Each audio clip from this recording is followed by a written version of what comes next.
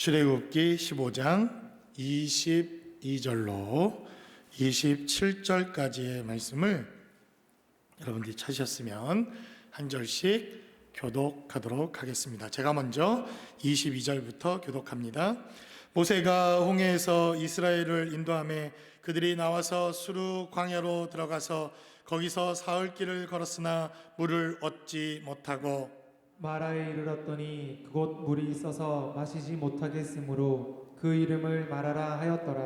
백성이 모세에게 원망하여 이르되 우리가 무엇을 마실까 하매 모세가 여호와께 부르짖었더니 여호와께서 그에게 한 나무를 가리키시니 그가 물에 던지니 물이 달게 되었더라. 거기서 여호와께서 그들을 위하여 법도와 율례를 정하시고 그들을 시험하실세. 이르시되 너희가 너희의 하나님 나 여호와의 말을 들어 순종하고 내가 보기에 의를 행하며 내 계명에 귀를 기울이며 내 모든 귀를 지키면 내가 애굽 사람에게 내린 모든 질병 중 하나도 너희에게 내리지 아니하리니 나는 너희를 치료하는 여호와임이라. 그들이 엘림에 이르니 거기에 물샘 12과 종려나무 70그루가 있는지라. 거기서 그들이 그물 곁에 장막을 지니라. 아멘. 우리는 지난주에 출애굽기에 기록되어져 있는 하나님의 역사심 가운데 홍해 바다의 놀라운 기적과 이적과 하나님의 축복의 메시지를 통해서 이 시대를 살아가는 우리들에게 정말 기적과 이적과 하나님의 능력이 필요하다고 하는 사실을 말씀을 통해서 나누었습니다. 여러분, 이 시대에도 정말 기적이 필요합니다. 그리고 이적이 필요하고 홍해바다가 갈라지고 죽은 자가 살아나고 우리의 삶의 자리에서 하나님이 역사하시는 저는 기적과 이적이 필요한 시대라고 믿습니다. 물론 제가 기적만을 바라고 이적만을 바라고 능력만을 바라는 것은 문제가 있지만 하나님의 교회에 기적이 나타나고 능력이 나타나면 하나님을 찬양하고 하나님을 예배하고 하나님에 대한 부흥의 역사가 일어나고 우리 마음의 기쁨과 하나님을 향한 소망이 가득하게 되는 것도 사실입니다. 그래서 출애굽기 14장에 하나님이 홍해바다의 사건을 일으키시고 난 이후 출애굽기 15장에 우리가 읽었던 본문 출애굽기 15장 1절로 21절까지의 기록된 메시지를 살펴보면 모세의 찬양과 미리암의 찬양과 이스라엘 백성들의 찬양과 하나님 앞에 경배하는 이러한 예배의 찬양시가 기록되어져 있는 것을 봅니다. 그래서 제가 일전에 설교하면서 우리 안에 기쁨이 넘치고 우리 안에 생명이 넘쳐나면 하나님 앞에 찬양하고 하나님 앞에 예배하는 것은 너무나도 당연한 이러한 모습처럼 성경에 등장하는 것을 봅니다. 그래서 예배와 찬양과 우리 안에 기쁨과 하나님이 주시는 이 노래는 대단히 밀접하고 대단히 상반관계를 갖고 있는 것을 성경도 우리에게 증거합니다. 그래서 이 시대에도 저는 정말 기적이 필요하다고 믿습니다. 웃을 일이 없고 힘들고 어려운 이 시대에 정말 하나님이 홍해를 가르시는 기적이 일어나고 홍해 사건과 같은 누구도 예측할 수 없는 기적과 능력이 저는 이 시대에도 반드시 일어날 줄로 믿습니다. 그것이 하나님께서 우리에게 주시는 축복이요 능력이라고 믿습니다. 그러나 오늘 본문에 기록되어져 있는 이 메시지를 우리가 살펴보면 우리에게 기적과 이적과 능력도 대단히 필요하고 우리에게 중요한 문제이지만 그러나 22절로 27절까지 기록된 메시지를 살펴보면 이 기적과 이 능력과 하나님이 주신 축복이 사흘을 넘기지 못했다고 하는 사실을 성경은 우리에게 말씀합니다. 그래서 22절은 이렇게 시작합니다. 모세가 홍해에서 이스라엘을 인도하며 그들이 나와서 수르 광야로 들어가서 거기서 사흘 길을 걸었으나 물을 얻지 못하고 라고 본문은 시작합니다. 성경에서 가장 큰 기적 가운데 하나였던 홍해 바다를 가르는 기적과 이적을 주셨음에도 불구하고 오늘 본문은 이 은혜가 3일 길을 넘기지 못했음을 성경은 우리에게 말씀합니다.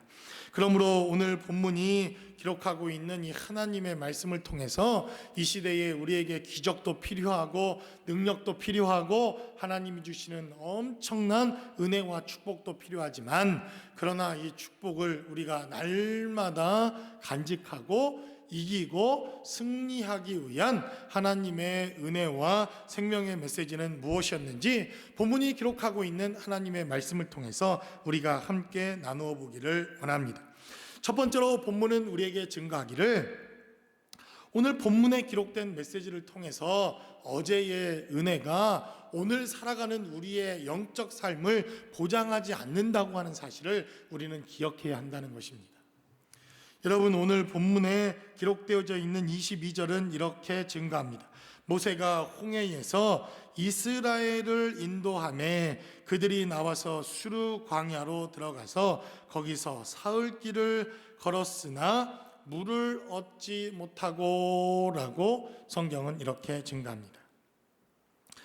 그 사흘 이전에는 어떤 사건이 있었습니까? 홍해바다가 갈라지고 그 홍해바다에서 하나님의 기적과 이적을 맛보았을 뿐만 아니라 모세를 비롯한 모든 민족의 지도자들 그리고 이스라엘 백성들은 하나님을 예배하고 하나님을 경배하고 하나님을 찬양하고 기적과 이적을 노래하는 엄청난 영적 부흥의 능력이 이스라엘 백성들 가운데 있었습니다.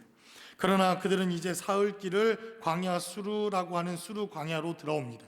그리고 사흘 길을 걸었는데 성경은 기록하기를 그들이 얻고자 하는 것을 얻지 못하게 되었다. 성경은 이렇게 증가합니다. 그러자 어떤 일이 발생합니까? 하나님을 찬양하고 하나님을 노래하고 하나님의 기적과 이적을 예배하던 그들의 입술은 하나님을 원망하고 하나님께 불평하며 하나님께 범죄하는 삶의 모습으로 변질되어서 하나님을 원망하기에 이르렀다라고 성경은 우리에게 증가합니다. 결국 하나님께 받은 바 이 축복과 은혜가 사흘 넘기지 못하고 그들은 원망하며 불평하는 자리로 변질되었음을 성경은 우리에게 말씀합니다. 저는 저와 여러분들이 또 특별히 여러분들이 정말 하나님의 은혜 받은 이러한 사람들이라는 것을 의심하지 않습니다. 여러분들의 삶의 자리에 간증이 있고 하나님이 만나주신 은혜가 있고 또 여러분들이 이렇게 신앙생활하는 결정적인 하나님이 주신 축복과 은혜가 있었을 줄로 믿습니다. 우리에게 그러한 간증과 기쁨이 있지 않습니까?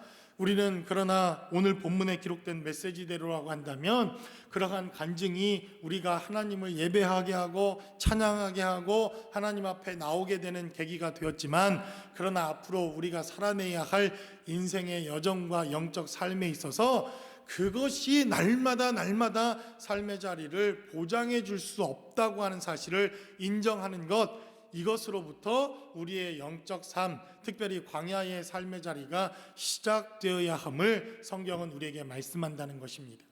그래서 여러분들이 어제까지 은혜를 받으셨습니까? 그렇다면 오늘 하나님께 기도하는 것이 필요합니다. 어제 받은 것도 축복이요, 어제 은혜를 주신 것도 우리에겐 놀라운 하나님의 은혜입니다.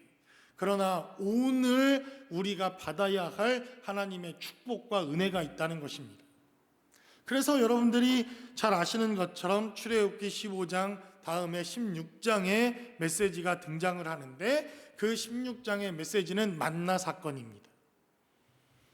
만나 사건은 우리가 다음 주에 또 말씀을 통해 다루겠지만 날마다 거두어 드려야 할 하나님의 은혜와 날마다 새롭게 주시는 하나님의 양식에 대한 이스라엘 백성들의 훈련과 그들의 믿음의 고백과 그들의 삶의 고백이 증거되어지는 메시지가 출애굽기 16장에 증거되는 것을 봅니다. 그래서 오늘 본문에 기록되어져 있는 이 홍해 사건 이후에 마라라고 하는 이러한 사건 앞에서 그들이 하나님을 원망하고 하나님을 다시 저주하게 되는 이 메시지를 통해서 우리가 한 가지 정말 기억해야 할 사실 하나가 있습니다. 우리가 오늘 하나님께 받아야 할 하나님의 은혜와 생명이 없이는 우리도 언제든지 이스라엘처럼 변질되고 원망하고 하나님을 회방하고 이스라엘의 이러한 범죄자들처럼 하나님께 범죄하는 입술이 될 수 있다고 하는 사실, 이것을 우리는 기억해야 한다는 것입니다. 그래서 오늘 성경에 기록되어져 있는 이 사건뿐만 아니라 성경은 하나님을 예배하고 찬양하던 입술이 곧바로 변질되어져서 하나님을 원망하고 저주하는 우리의 죄악된 모습들에 대해서 성경은 이야기합니다.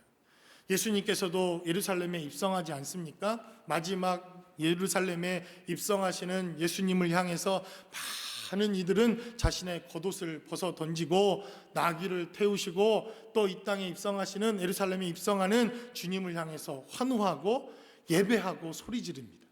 호산나! 이 땅에 왕으로 오실 하나님이라고 그들은 소리 높여 고백하며 찬양하기에 이릅니다. 여러분, 그러나 곧 그를 십자가에 못 박으라 라고 외쳤던 그 고백은 누구로부터 시작됩니까? 얼마 전, 아니 열흘도 되지 않았던, 얼마 전에 그들 목소리 높여 호산나, 이 땅에 왕으로 오실 하나님이여 라고 고백했던 그 입술을 통해서 저 예수를 십자가에 못 박으라고 하는 그들의 저주와 고백이 시작되는 것을 보게 됩니다. 그래서 우리가 오늘도 은혜 받고, 여러분들이 오늘 또 은혜 받았다고 한다면 내일 또 받아야 할 은혜가 있고, 그 다음 날도 새로운 하나님의 은혜와 하나님의 축복의 역사가 날마다 우리의 삶의 자리가 필요하다는 것입니다. 그것이 바로 오늘 본문에 기록되어져 있는 이 마라의 사건을 통해서 우리가 깨달아야 하는 대단히 중요한 영적인 삶의 축복이라고 하는 것을 성경은 우리에게 말씀합니다. 그래서 여러분, 우리가 결단하고 결심하는 것이 필요합니다. 어제 받은 은혜가 참으로 크고 우리가 정말 그 이전에 받았던 과거의 은혜가 얼마나 큰 것인지 모릅니다. 그러나 여러분, 우리 삶에 이러한 고백이 있어야 합니다. 어제 우리가 받은 은혜도 대단히 크지만 어제보다 오늘 더 큰 은혜를 받은 우리의 삶, 그리고 내일 더 성령 충만하고 하나님이 주시는 은혜 가운데 거하는 삶, 그리고 그 다음 날, 그래서 날마다 하나님 앞에 서는 그 날까지 하루하루 더 성령 충만한 삶을 살다가 하나님 앞에 가장 은혜 받은 바로 그날 주님 앞에 서는 것, 이것이 바로 우리의 삶의 자리에 영적으로 이기고 승리하기 위해서 필요한 삶의 모습이라고 하는 것을 성경은 우리에게 말씀하고 있다는 것입니다. 그래서 저는 여러분들이 지난주에도 은혜 가운데 살다가 이 자리에 왔을 줄로 믿습니다.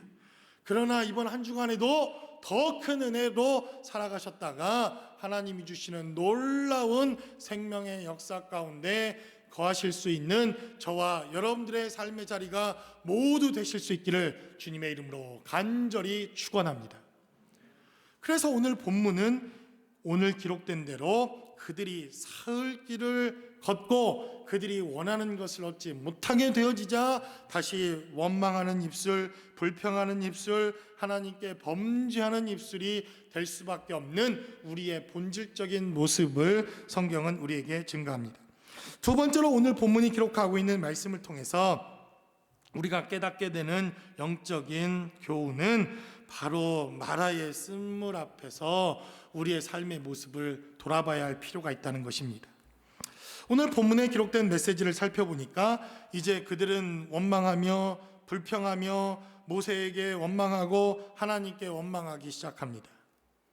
그리고 오늘 본문에 기록된 메시지를 살펴보니까 광야에서 그들이 3일 동안 물도 마시지 못하고 광야의 길을 걸었으니 당연히 그들에게 목이 마르고 당연히 그들에게 물이 필요하다고 하는 것을 성경은 그것을 부정하지 않습니다. 그러니까 결국 우리의 삶의 자리에서 물을 원하고 물을 요구하고 하나님께 달라고 이렇게 요구하는 것은 하나님이 정당하다고 인정하는 바입니다. 우리에게 필요한 것, 써야 할 것, 있어야 할 것, 그것을 하나님께 구하고 요구하는 것은 정당한 것입니다.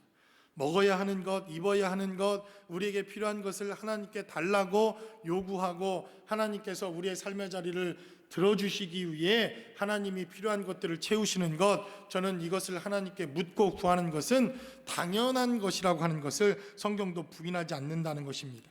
그러나 오늘 본문이 기록하고 있는 메시지를 살펴보니까 하나님께서 이 홍해바다 사건 이후에 우리의 삶의 자리를 인도하시면서 우리가 마라의 쓴물 앞에 서게 되는 우리의 삶의 경험들도 있다고 하는 사실을 우리가 인정하는 것으로부터 우리는 광야의 삶과 우리 인생의 삶의 자리가 시작됨을 기억해야 한다는 것입니다. 여러분, 특별히 이 이민자의 삶을 사시는 분일수록, 아니 이민자뿐만 아니라 우리의 인생의 삶을 살아내면 살아낼수록 정말 그런 고백들을 하시는 분들이 많습니다. 내 이야기를 소설로 쓰면 10권도 부족하다고. 그래서 이민 생활을 오래 하시는 분일수록 해야 할 이야기들이 많고 풀어 쓰고 싶은 이야기들이 한 보따리 아닙니까? 특별히 한국 남자들은 모이면 군대 얘기를 많이 합니다. 왜 그렇게 군대 얘기를 많이 하나 봤더니 자세히 살펴보면 대부분 고생한 이야기입니다. 가서 얼마나 지독하게 군대 생활을 했는지, 얼마나 힘들게 그렇게 군대 생활을 했는지 대부분 그런 이야기들을 하지 않습니까? 힘들고 어렵고 고생스럽고 그리고 우리가 원치 않는 인생의 쓴맛 또 어려운 일들 앞에 서게 되면 당연하게 원망하고 불평하게 되고 어려워지고 고난 가운데 거하는 것은 우리 인생의 당연한 이치라고 여겨집니다.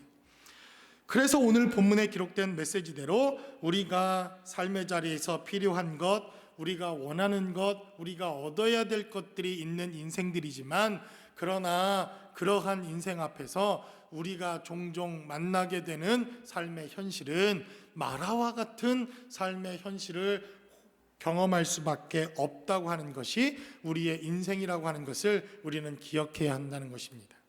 그래서 이들은 쓴물을 경험하게 되고 그들은 생명을 경험할 수 없는, 그들의 목마름을 해결할 수 없는, 그들의 원함을 채워줄 수 없는 이러한 인생의 고난과 어려움을 경험하게 됩니다.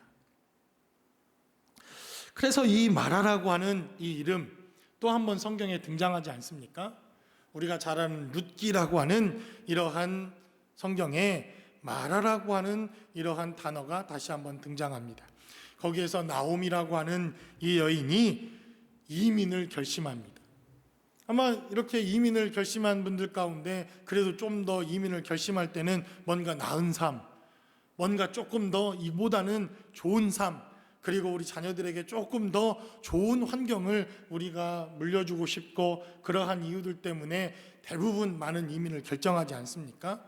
아마도 나오미도 그렇게 이민을 결정했던 것 같습니다. 이스라엘의 흉년이 들고 또 예루살렘의 흉년이 들게 되어지자 그들은 보다 나은 삶을 위해서 이민을 결정하게 되는데, 나오미 앞에 있었던 인생의 경험들은 좋은 삶, 풍성한 삶, 오히려 보다 나은 삶이 아니라 남편이 죽게 되어지는 이 마라의 쓴물과 같은 삶을 경험합니다. 거기까지만 해도 견디고 좀 참겠는데 그의 큰아들이 또 얼마 지나지 않아 죽음을 맞이하게 됩니다. 그리고 나서 마지막 이제 남아있는 희망이었던 둘째 아들마저도 그곳에서 어떤 이유에 있는지 죽임을 당하게 되자 더 이상 그곳에서 견딜 수 없었던 나오미는 다시 그의 고향 베들레헴으로 돌아오게 됩니다. 그리고 많은 사람들이 나오미가 돌아왔다, 우리 고향을 떠나 이민 갔던 나오미가 다시 고향으로 돌아왔다 이렇게 말하자 나오미는 고백하기를 나를 나오미라 부르지 말라, 나를 마라라 불러달라 이렇게 말합니다. 나오미란 뜻은 무엇입니까? 내 안에 기쁨이 충만하다라고 하는 뜻입니다.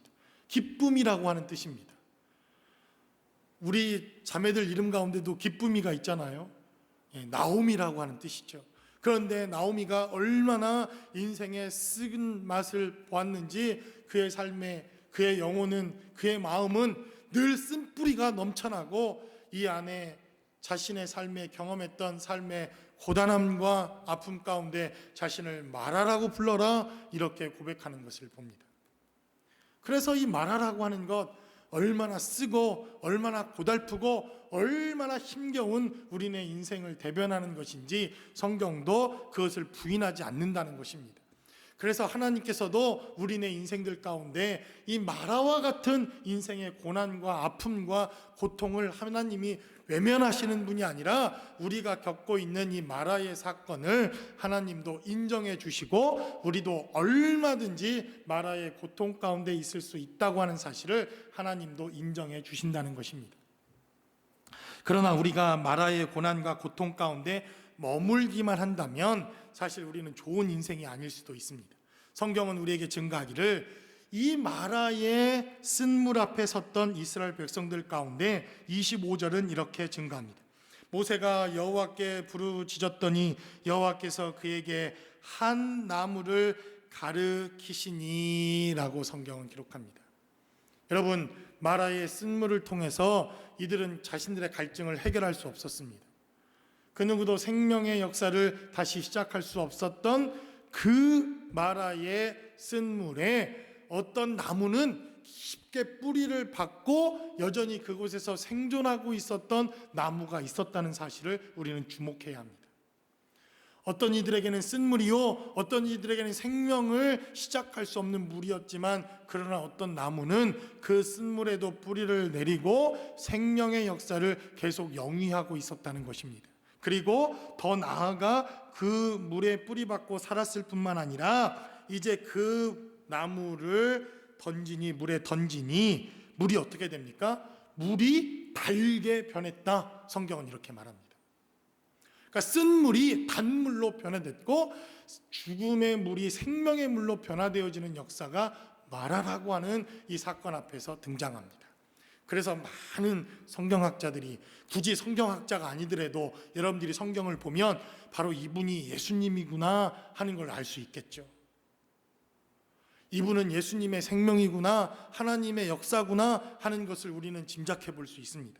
그리고 성경도 26절에 기록된 대로 바로 하나님의 역사에 대해서 증거합니다. 나는 치유하는 하나님이다.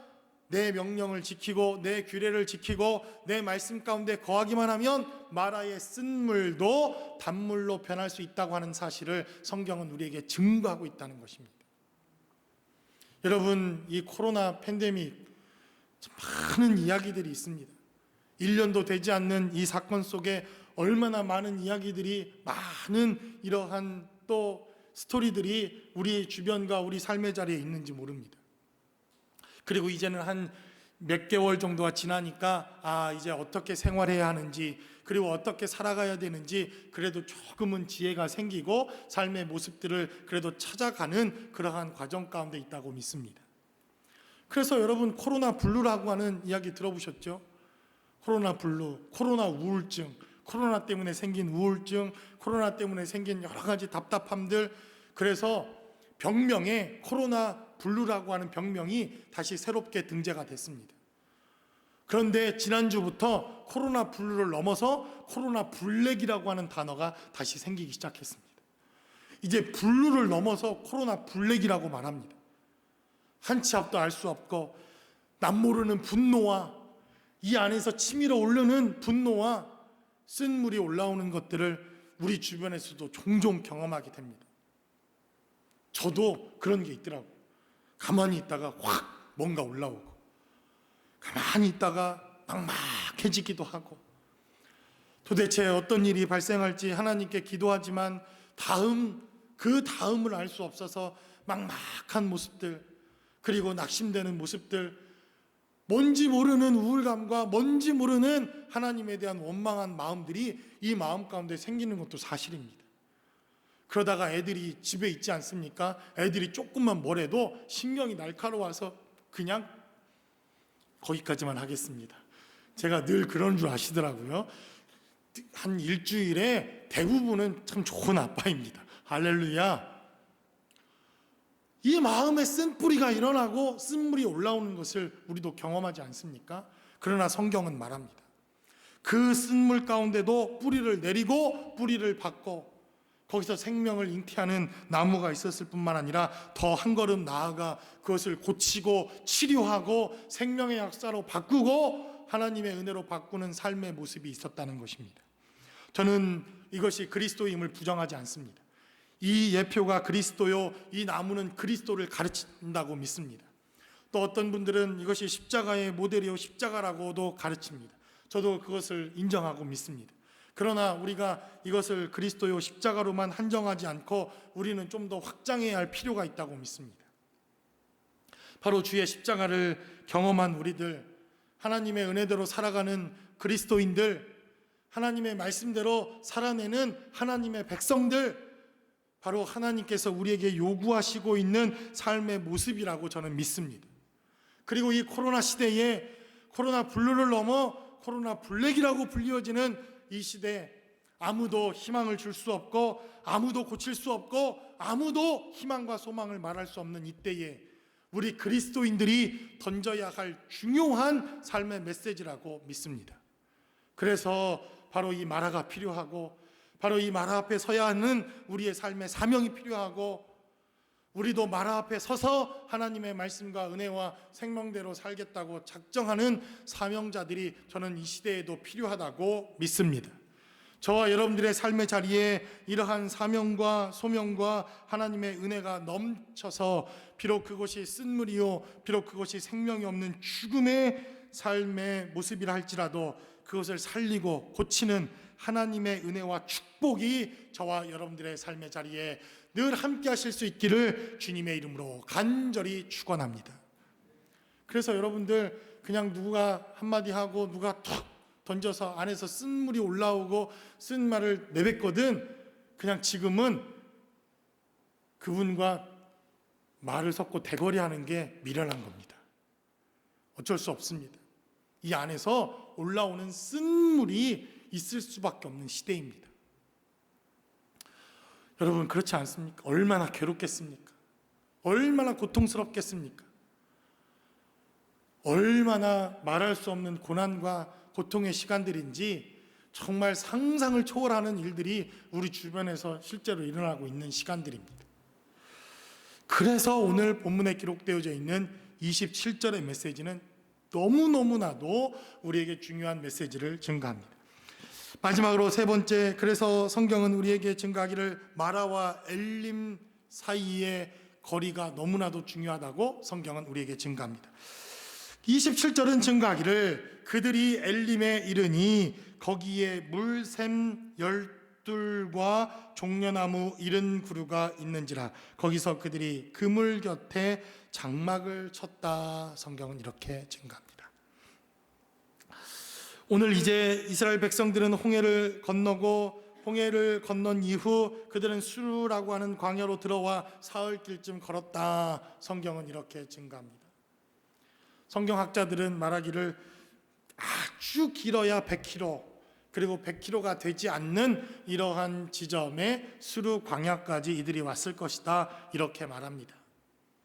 100km 뭐 적은 또 짧은 길은 아니라고 생각됩니다. 약 200만의 사람들이 움직여야 되는 이러한 환경과 상황이니 100km를 걷는 데에도 아마도 3일 길이 걸린 것 같습니다. 그리고 그들이 3일 길에 도달했을 때 도달했던 장소는 마라라고 하는 쓴물이 일어나고 그들의 갈증을 해결할 수 없는 마라의 길 앞에 와 있었던 것도 사실입니다. 그런데 오늘 본문에 기록되어 있는 27절의 기록을 살펴보면 엘림이라고 하는 곳에 그들이 이르렀다고 성경은 말합니다. 마라의 하나님의 교훈과 하나님의 메시지를 듣습니다. 비록 그곳이 쓴물이었지만 하나님이 그곳을 고치셨고 하나님이 그것을 단물로 바꾸고 난 이후 그들이 최종 정착했던 장소는 엘림이라고 하는 장소입니다. 그런데 마라와 엘림이라고 하는 장소는 불과 5km가 되지 않는 위치에 바로 이 엘림이라고 하는 장소가 위치해 있습니다. 그러니까 한 모퉁이만 딱 돌면 바로 그곳이 엘림입니다.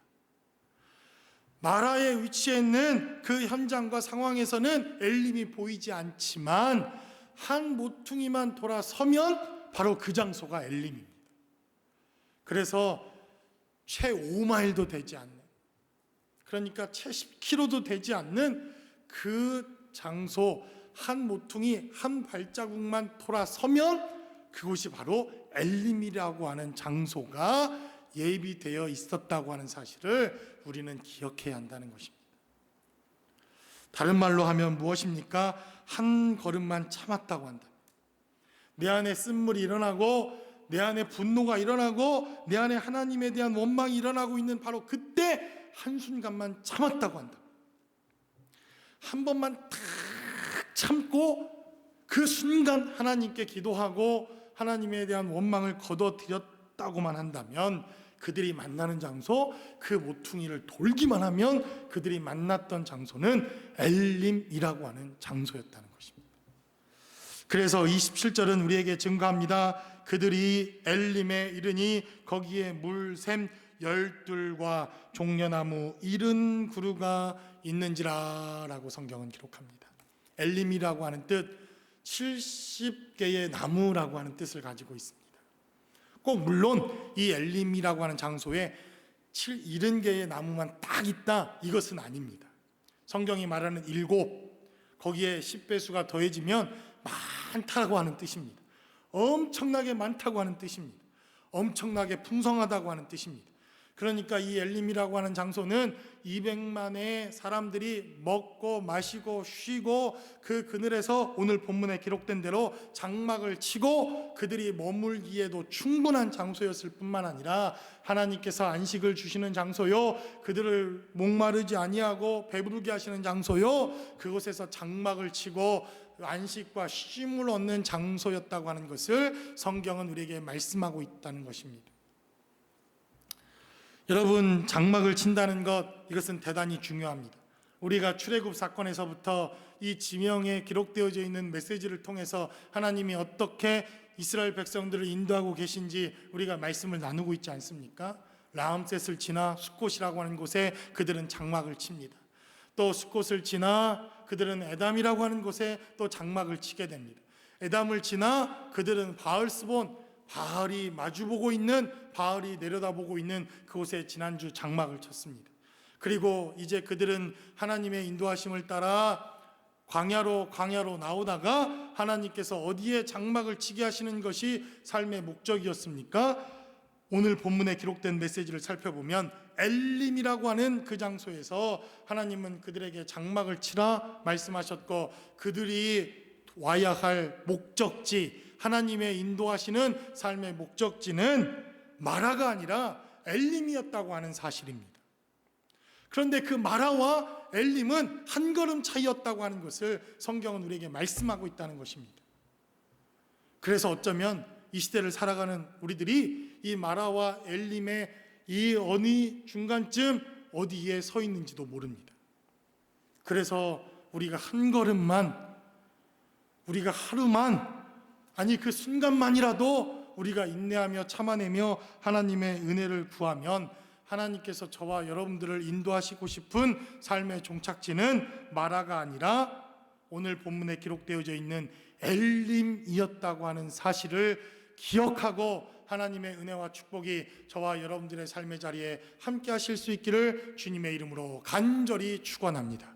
그러나 여러분, 엘림에서 여러분들이 하나님의 은혜와 생명을 경험했거든 엘림에만 머물지 마시고 우리는 마라 앞에 서는 결단과 삶의 모습이 필요합니다.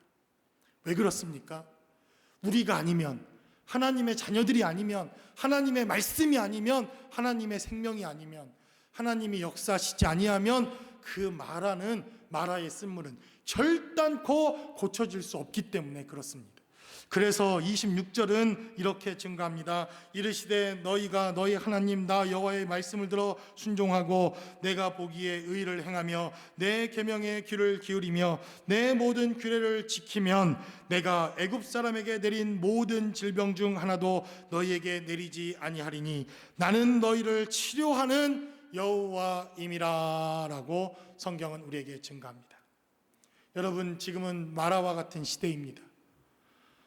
아무것도 아닌 것에서 시험 들고 아무것도 아닌 것에서 낙심하고 우리의 삶의 자리를 돌아보면 희망과 소망이라고는 찾아볼 수 없는 그러한 삶의 모습입니다. 그래서 저와 여러분들은 하나님이 예비하신 이 엘림이라고 하는 곳에서 하나님의 풍성함을 맛보고 곧 이 마라라고 하는 곳에 서기로 작정하고 결심하는 것이 필요합니다. 그래서 26절에 기록된 대로 그곳에 계명을, 주의 말씀을, 하나님의 규례를, 그리고 하나님의 축복을 우리가 전하기만 한다면 우리를 고치시는 하나님, 우리를 치료하시는 하나님, 우리에게도 지금도 역사하시고 일하시는 그 하나님의 은혜와 축복이 함께할 줄로 믿습니다. 그러므로 저와 여러분들이 이번 한 주간에도 하나님의 은혜 가운데 거하시기 바랍니다. 그래서 마라와 같은, 광야와 같은 이러한 삶의 모습 속에서도 엘림의 축복이, 하나님이 주시는 은혜의 축복이 저와 여러분들의 삶의 자리에 늘 함께 하실 수 있기를 주님의 이름으로 간절히 축원합니다.